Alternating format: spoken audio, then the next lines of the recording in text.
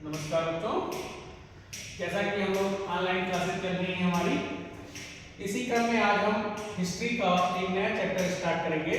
इस चैप्टर का नाम है वुमेन, कास्ट एंड रिफॉर्म, महिलाएं, जाति एवं सुधार।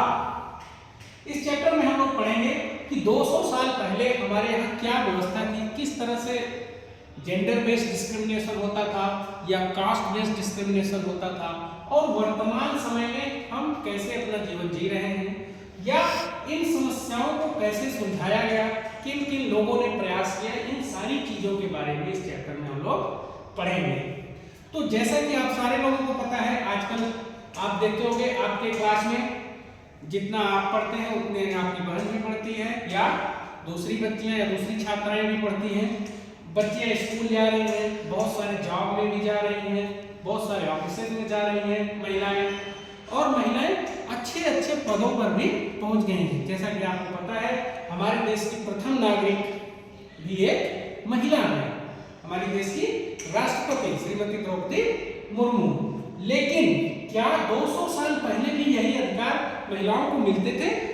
इस प्रश्न का जवाब हमें मिलता है नहीं, सारी महिलाओं को ये अधिकार नहीं मिलते थे। 200 साल पहले स्थिति ये थी कि महिलाओं की शिक्षा तक पहुंच नहीं थी, उनको पढ़ने का अधिकार नहीं था। यह अंधविश्वास था कि अगर महिलाएं ज्यादा पढ़ लेंगी तो विधवा जल्दी बन जाएंगी, इस तरह का अंधविश्वास था, और उनका बाल विवाह कर दिया जाता था। बाल विवाह होने से तमाम स्वास्थ्य संबंधी समस्याएं होती थी और ये समाज के लिए एक धब्बा था। इसी तरह कुछ और अधिकार भी उनको नहीं मिलते थे, जैसे कि जो संपत्ति में अधिकार होता था, पैतृक संपत्ति जो मिलती थी, जैसे माँ बाप की जो प्रॉपर्टी है वो सिर्फ बेटों को मिलती थी, बेटियों को नहीं मिलती थी। इसका मतलब महिलाओं को संपत्ति के अधिकार से भी वंचित रखा जाता था, महिलाओं को शिक्षा के अधिकार से भी वंचित रखा जाता था, और एक पुरुष बहुत सारी शादियां कर सकता था। इसका मतलब बहुपत्नी प्रथा प्रचलित थी। और उस समय की एक और प्रथा थी जिसका बाद में उन्मूलन हो गया, जिसको हम लोग जानते हैं सती प्रथा के नाम से।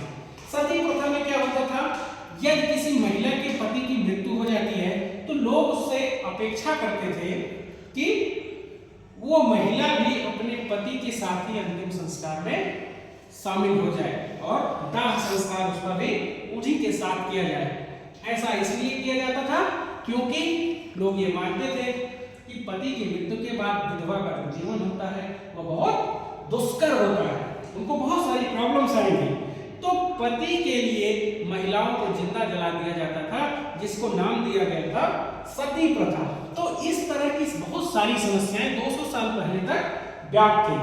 ये तो बात हो गई महिलाओं की, लेकिन जब हम कास्ट डिस्क्रिमिनेशन की बात करते हैं, उस समय जातिगत भेदभाव बहुत ज्यादा था।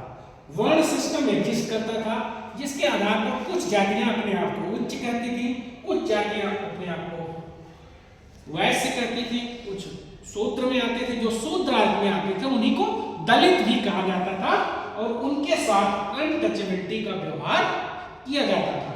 उनको प्रायः ऐसे कार्य दिए जाते थे जिन्हें दूषित माना जाता था, ऐसे काम जो कि सब नहीं कर सकते, जैसे गांव या शहर की साफ सफाई करना, मरे हुए पशुओं को हटाना, यहाँ तक कि उस जाति से संबंधित लोगों को उच्च जाति के कुओं पर या वो जहाँ पर स्नान कर रहे हैं पब्लिक गैदरिंग में उनको जाने की अनुमति नहीं थी, या जो भी पब्लिक फैसिलिटीज की रिसोर्सेस थे वहां तक उनकी रीच नहीं थी।